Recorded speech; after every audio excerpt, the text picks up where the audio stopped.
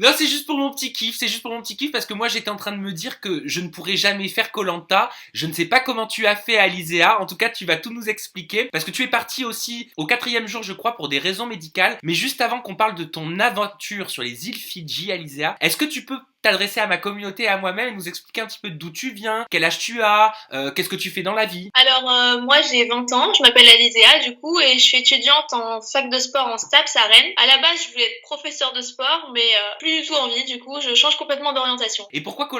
Qu'est-ce qui t'a décidé à faire koh à ton âge en plus? Parce que quand tu tournais, Ouais. t'avais seulement 19 ans, t'étais la Benjamine, hein. C'est ça, exactement, j'étais à Benjamin, et en fait, avec les anciens candidats qui passaient à la télé, bah forcément, ça donne envie, et on se dit, pourquoi pas moi? Puis j'ai eu des blessures qui ont fait que, voilà, j'avais envie de me prouver que j'étais capable de faire des nouvelles choses. Et j'ai cru comprendre aussi en regardant ton portrait que tu avais fait face à un terrible accident quand tu étais adolescente, un accident qui avait failli briser tes rêves. Est-ce que tu peux nous en parler, nous expliquer ce qui s'est passé? Alors, j'étais au lycée et j'avais peut-être 15 ans quand, pendant un entraînement, j'ai fait une mauvaise réception suite à un triple saut et du coup, j'ai atterri dans le sable et je me suis fait une rupture du tendon rotulien. Du coup, je ne pouvais plus marcher, j'ai dû être en béquille pendant 9 mois. J'ai réappris à marcher parce que du coup, j'avais plus du tout de muscles dans ma jambe et kiné, rééducation tous les jours pendant 9 mois, quoi. Et comment on le vit ça à 15 ans? Comment on se construit? Parce que c'est la puberté, on est en plein dans l'adolescence. Alors forcément c'est très très très compliqué et étant donné que moi j'habitais en Espagne à l'époque, j'étais pas dans un environnement qui m'aidait à aller mieux quoi. Et du coup bah c'est un peu compliqué à se dire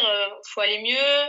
Surtout quand on est en béquille, enfin, on se dit ça va jamais se terminer quoi. C'est vraiment compliqué. On dit que dans la vie, Alizé, on fait jamais les choses par hasard et que tout a une véritable raison qui peut s'expliquer. Toi, de ton côté, à 19 ans, participer à koh, quel était le but? Quel était ton objectif? Pourquoi tu l'as fait? Alors en gros, j'ai fait koh déjà justement à cause de ma blessure. Je voulais me prouver que j'étais capable de faire de nouvelles choses, que c'était ma blessure, c'était qu'un petit truc dans la vie et que en fait on pouvait faire d'autres choses après ça, que c'était pas très très grave par rapport à ce qui peut arriver.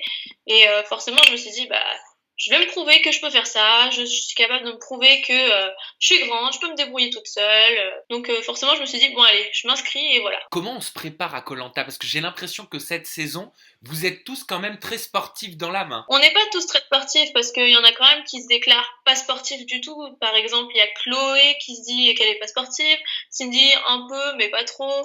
Donc on n'est pas tous très sportifs. Est-ce que tu faisais partie de la saison de l'année dernière et tu as été mise dans ce cast-là parce que tu n'as pas pu faire ton aventure l'année dernière? Non, non, du tout, non, non, je n'ai aucune idée de ce qui va se passer pour ceux qui n'ont pas pu faire leur aventure l'année dernière, mais non, je faisais pas du tout partie d'eux. Et toi, à ton niveau, comment tu t'es préparé et est-ce qu'on se prépare déjà à participer à koh?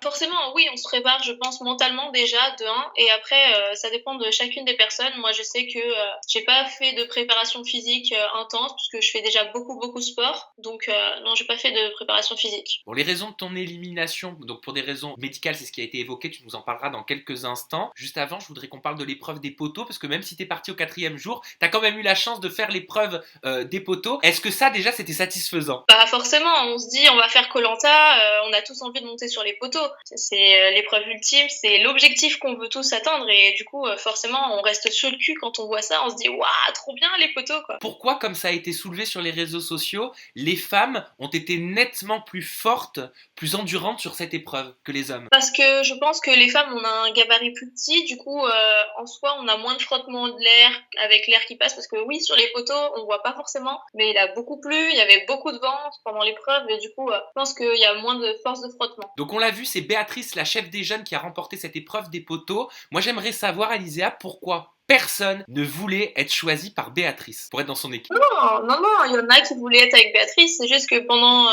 la nuit à 21, il y a des affinités qui se créent et forcément on est plus attiré par certains que d'autres. Mais elle a déjà eu, elle avait des affinités déjà avec Sophie, avec Nicolas par exemple, qui lui faisait du foot aussi, du coup ça les a rapprochés. Non, il y en avait qui voulaient être avec Béatrice. Et toi, tu voulais être choisi par Béatrice? Moi, bah, j'ai pas eu l'occasion de discuter avec elle pendant la nuit à 21. J'étais un peu dans l'euphorie du truc. Du coup, j'étais un peu partout et nulle part en train de faire ma petite vie. Et du coup, non, j'ai pas forcément discuté avec elle, ni avec les autres chefs plus que ça, avec Émilie ici, mais j'ai pas beaucoup discuté avec elle, quoi. C'est ça le... Pourquoi t'as été choisie à la fin? T'intègres l'équipe jeune, mais t'es choisie à la fin par Maxime. L'équipe bleue, L'équipe bleue, pardon, excuse-moi, j'étais encore sur Béatrice. Y a pas de souci. Je sais pas, les choix de Maxime sont comme ça. Je sais pas du tout pourquoi j'ai été prise en dernier. Peut-être après parce que je suis la plus jeune, je sais pas. Mais sur le moment, tu l'as pris comment? On le prend comme on le prend. Moi, je m'en fichais du moment que j'allais dans une équipe qui me plaisait. Personnellement, je m'en fichais d'être prise première ou dernière, quoi. Du fait que dès le premier conseil, il ait mis ton nom, ça t'a fait quoi? Forcément, on se dit, merde, ok, il y a un moment qui sort. Mais on se dit que forcément, notre nom, il sortira un jour ou l'autre sur le papier, donc faut s'y attendre, et c'est le but du jeu dans tous les cas, de sortir ou de rester, c'est le but du jeu, donc... Oui, c'est évident, mais pourquoi mettre ton nom? Pourquoi si rapidement? Est-ce que vous n'aviez pas d'affinité? Est-ce qu'il avait une mauvaise pensée de toi, peut-être, de tes compétences? Non, je pense pas que... Non, en fait, on avait une très bonne affinité, on s'entend tous très bien chez les Bleus, mais comme il l'a expliqué, peut-être que j'avais un petit manque de confiance en moi, ce qui est forcément dur quand on arrive sur koh Lanta et qu'on est la plus jeune. Forcément, on essaye de faire face à tous ces gens qui sont un peu plus âgés, et du coup, oui, on a un peu moins de confiance en soi. Tu penses que le manque de confiance en toi, il venait de ton âge? Non, pas forcément, mais je sais pas pourquoi il a dit ça. Moi, je saurais pas dire si j'avais pas confiance en moi sur les épreuves ou quoi. Mais forcément, quand on voit des épreuves dures comme de l'équilibre, la première, la poutre, moi j'étais pas très rassurée vu que l'équilibre c'est pas mon dada. Donc je pense c'est peut-être un peu basé là-dessus. À refaire, est-ce que tu referais koh Lanta? Je pense que tout aventurier qui a fait koh Lanta une fois voudrait refaire un koh Lanta 2 fois. Et puis moi, étant donné, vu que je suis sortie sur l'abandon médical, encore plus, moi je referais. Bon, j'aimerais te poser maintenant quelques petites questions par-ci, par-là, Alizéa, sur koh Lanta, peut-être des questions que tout le monde se pose, ou pas. En attendant, je vais te les poser ces questions, et tu vas avoir l'opportunité de nous y répondre. En tant que participante, en tant qu'aventurière, est-ce que tu es payée sur koh Lanta? Oui, on est payé, on a un contrat de travail, on travaille, quoi. C'est-à-dire? On est sous contrat de travail, et du coup, en fait, l'aventure en soi, on est un peu comme des intermittents du spectacle, quoi. C'est satisfaisant ou pas, la gratification? Est-ce qu'on peut parler de salaire ou de gratification d'ailleurs, pardon? Je saurais pas dire. Déjà, je comprends pas trop le mot gratification. Donc non, je pense que c'est plus pour moi, j'aurais plus dit un dédommagement, parce que forcément, on donne de sa personne beaucoup, et voilà. Okay, je peux te demander une fourchette, t'as le droit de nous le dire ou pas? Non, malheureusement, je peux pas dire. J'ai essayé, hein. Ah ouais, faut essayer, hein. Exactement, qui ne tente rien n'a rien. C'est quoi les conditions pour prétendre à koh Lanta? Et est-ce qu'il y en a? Ouais, forcément, il y en a. Il y a beaucoup de motivation et de détermination, parce que quelqu'un qui n'est pas motivé, il n'arrivera pas à passer les castings. Question que je me suis posée comme ça, hein, je te la sors de l'au-delà, mais comment font les fumeurs? Est-ce qu'il y a des cigarettes sur le tournage? Non, les fumeurs, ils fument pas. Voilà. C'est un bon moyen pour eux d'arrêter, hein, justement. Oui, en tout cas j'espère. Mais ils sont pas plus à cran? Je sais pas. Forcément, je saurais pas dire, parce que je ne sais pas qui fumait exactement. J'ai pas posé les questions. Mais non, après ça dépend. Ça dépend de chaque personne, s'il est assez solide mentalement ou pas. De toute façon, il sait que quand il vient faire koh Lanta, il fumera pas, donc... Sauf erreur de ma part, j'ai pas vu de candidat avec des lunettes.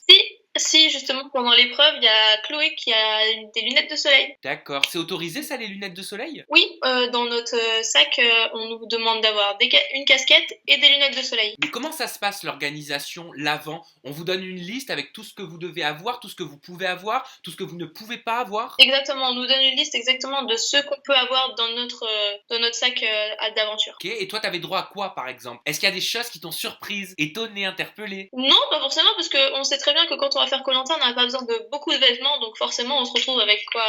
2 culottes, deux paires de chaussettes, pas grand chose, quoi. Oui, mais le nécessaire, surtout quand on est une fille.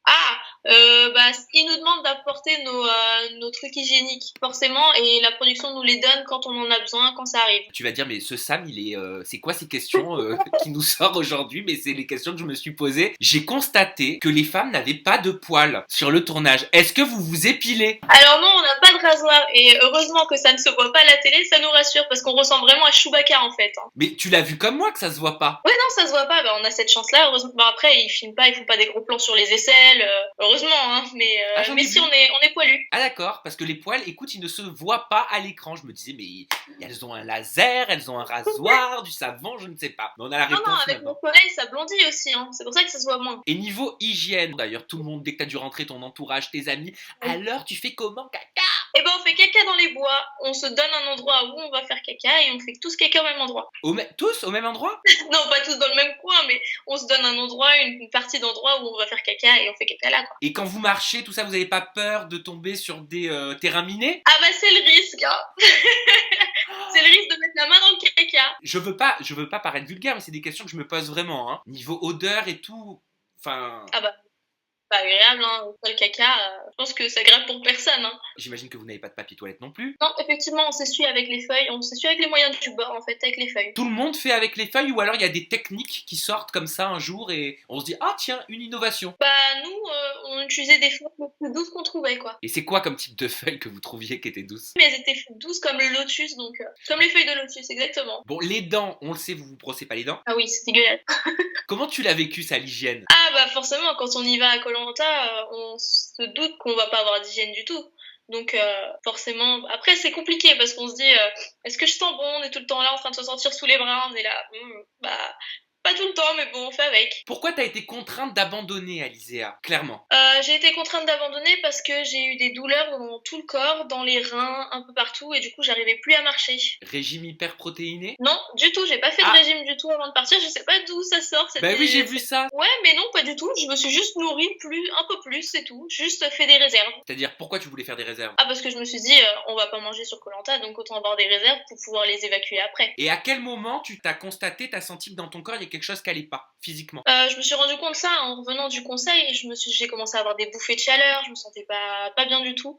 Et forcément, quand on sent qu'on peut plus faire grand chose, bah on s'assoit et on bouge plus, quoi. C'était vraiment purement le physique qui n'allait plus ou alors est-ce qu'il y avait aussi du mental? Et comment est-ce que tu l'as vécu, cette décision? Alors, forcément, quand le physique commence à ne plus aller, le mental, il a beau être là, on craque, hein, parce qu'on se dit, bah, le physique, il veut plus, on a beau essayer, ça va pas, quoi. Donc forcément, on le vit très très mal et on s'effondre en larmes. Moi, je sais qu'à l'infirmerie, j'ai fait que pleurer. Même sur l'île, on voit, j'ai fait déjà que pleurer, donc... Si tu devais changer une tactique, une technique, un projet, qu'est-ce que tu changerais dans ton koh? Rien, parce que j'ai vécu mon koh à fond et je suis fière de ce que j'ai fait. Donc rien du tout. Et partir au bout du 4e jour, c'est frustrant? Bah forcément, on vient pas à koh pour partir au bout de 4 jours, on veut aller jusqu'au bout, et encore moins sur décision médicale, donc c'est vraiment rageant et frustrant, vraiment, ouais. Qu'est-ce qu'ils t'ont dit les médecins et comment ça se passe d'ailleurs quand tu vas voir le corps médical? En gros, quand on se sent pas bien, on appelle le médecin, forcément, parce qu'il y a un médecin sur l'île, toujours, au cas où, qui nous surveille si on se passe... On est vraiment encadré, hein, on n'est pas laissé comme ça. Et du coup, en gros, j'étais voir le médecin et j'étais à l'infirmerie. Et forcément, quand on va à l'infirmerie, on sait très bien qu'on a vraiment très peu de chances de revenir, quoi. Bon, en 4 jours, je sais que c'est pas évident de se faire des meilleurs amis, mais avec qui tu t'es très bien entendu? C'est vrai que c'est pas évident de se faire des vrais amis en 4 jours, mais là, en attendant, on se voit en dehors, on s'est tous revus à la pas à la réunification, à l'avant-première, et du coup, on est tous plus ou moins proches, et forcément, moi, je m'entends plus avec les bleus, bah évidemment, mais aussi chez les rouges, je m'entends très bien avec Alexandre, chez les jaunes avec Béatrice, Sophie, Angélique, Karine, un peu avec tout le monde, en fait. Il y a pas de personnes avec qui je m'entends pas. Il y a aucun aventurier avec qui tu n'as pas d'affinité. Tu n'avais pas d'affinité. Si, forcément, il y en a un, mais bon, on peut pas faire avec tout le monde. Le caractère de tout le monde n'est pas compatible avec tout le monde, Mais donc c'est comme dans la vie. Et c'est qui cet aventurier? voilà, exactement. Bah moi personnellement, j'ai pas eu plus d'affinité que ça avec Victor. J'ai du mal. J'ai du mal avec Victor. Ah oui, Victor qui est parti et Victor qui revient. Exactement, qui revient. Pourquoi t'as pas eu plus d'affinité que ça avec Victor? J'ai pas beaucoup discuté avec lui et puis j'aime pas trop les personnes qui se mettent beaucoup en avant, donc comme ça. J'aime pas les personnes comme ça. Pas que je ne l'aime pas, j'ai pas discuté avec lui, mais j'aime pas le type de personnalité qu'il a, quoi. Parce que dans son portrait, Victor semblait dire que c'était comme une carapace pour lui. Puisque sa compagne dans son portrait, je sais pas si tu l'as vu, elle disait qu'en fait fallait creuser pour voir qui il était vraiment. J'ai pas eu l'occasion de creuser non plus. Enfin, on est resté 21 sur le camp. Comme je disais, au premier abord, on n'a pas envie forcément d'aller discuter avec les gens avec qui ça accroche moins. Et du coup, bah après, comme on était séparés sur 2 camps différents, on n'a pas pu forcément discuter ensemble. J'ai lu une interview de Denis Brognard qui répondait à la question suivante qui lui avait été posée, qui était est-ce que vos enfants, votre compagne est au courant de l'issue de koh? Il expliquait que même à ses enfants, il en parlait pas. Vous, entre vous aventuriers, est-ce que vous en parlez? Ou alors est-ce que vous préservez le secret même entre vous? Alors moi déjà, je n'ai même pas cherché à savoir auprès des autres candidats. J'ai juste envie de regarder à la télé, de découvrir leurs aventures. J'ai envie d'avoir la surprise comme tout le monde en fait. Donc ouais, j'ai pas demandé du tout. Ok, donc par conséquent, je peux te poser la question suivante, vu que tu n'as pas demandé. Qui, selon toi, je sais que c'est le début, hein, mais qui, selon toi, mérite de gagner cette aventure koh. J'hésite entre 3 personnes. J'hésite entre Brice et Claude chez les Bleus et Béatrice chez les Jaunes. Je trouve que ce sont des aventuriers complets qui ont plein de qualités et je les verrais bien aller loin. Quoi, eux, précisément? Ils sont tous humains, mais à un point, c'est dingue. Et je les verrais vraiment aller loin, en fait, je sais pas, c'est un feeling comme ça. J'espère qu'ils iront loin, tous. Et qui, selon toi, Alizéa, n'a pas sa place dans cette aventure koh? Personne. Tout le monde a sa place dans cette aventure koh et vraiment tout le monde a ses chances de gagner, je pense. Bon, et enfin, Alizéa, pour toutes les personnes qui tentent leur chance à koh depuis je sais pas combien d'années, qu'est-ce que tu leur conseillerais? Comment candidater à koh pour les futures saisons? Je leur conseillerais d'être vraiment motivés, d'être naturel et de pas jouer un jeu parce que les castings sont longs et au fur et à mesure du temps, comme on dit, le naturel revient au galop. Du coup, soyez le plus naturel possible, vraiment. Bah ouais, mais si ça marche pas, une année, ils vont se dire, bah tiens, je vais changer de technique. Est-ce qu'il y a une technique d'ailleurs pour réussir son casting? Justement, juste être le plus naturel possible et pas en faire des caisses, vraiment. Ça se passe comment d'ailleurs le casting? Ah, il est très très long, très très long. On est appelé une fois, on a plein d'appels téléphoniques avant, après on passe devant des caméras, et il y a des tests sportifs, des tests médicaux, on est vraiment encadré vraiment de partout, et c'est pour ça que je dis le casting est très long, et vraiment faut être naturel le plus possible. Il faut dire quoi devant la caméra en casting? Parler de soi, on nous pose des questions, et faut être honnête à 100%. Ça se voit direct si on joue un jeu. Hein. C'est tourné aventure les questions, ou alors c'est tourné aussi sur toi, qui tu es, sur ta vie? Ah bah ça je peux pas dire. J'ai pas le droit. Ah, donc il y a que quand on passe le casting qu'on le sait, c'est ça? Exactement, ouais. Bon bah merci Alizéa, ton compte Instagram, pour toutes les personnes qui ont envie de te suivre, de regarder tes photos, de regarder tes stories, c'est Alizéa koh. Et nous de notre côté, on se retrouve bientôt pour une nouvelle interview de koh, la guerre des chefs. Merci Alizéa, merci à vous à la maison pour votre fidélité. Ciao.